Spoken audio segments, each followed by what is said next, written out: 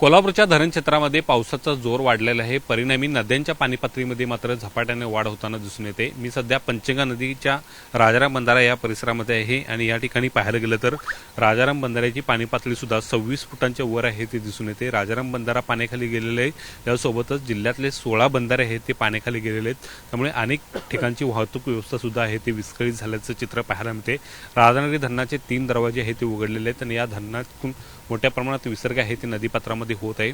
जिल्ह्यातले अनेक लघु आणि मध्यम स्वरूपाचे प्रकल्प हे सुद्धा आता पूर्ण क्षमतेने भरलेले आहेत, त्यातून सुद्धा मोठ्या प्रमाणात विसर्ग आहे तो सुरू होताना दिसून येते आणि त्यामुळे नद्यांच्या पाणी पातळीमध्ये झपाट्याने वाढ होताना दिसून येते। या सगळ्या पार्श्वभूमीवरती जिल्हा प्रशासन सध्या अलर्ट मोडवरती असल्याचं पाहायला मिळते।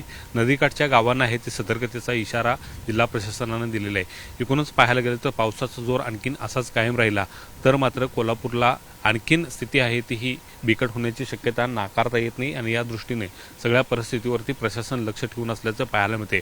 राधानगरी धरणाचे 3 दरवाजे सध्या उघडले आहेत आणि या धरणातून सुद्धा मोठ्या प्रमाणात नदीपात्रामध्ये विसर्ग सध्या होताना दिसून येते।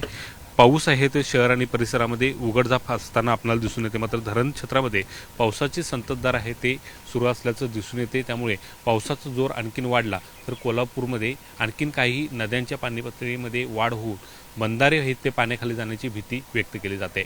Video journalist Sandeep Patil, Dnyaneshwar Salunkhe, news 18 Lokmat, Rajaram बंधारा, कोल्हापूर।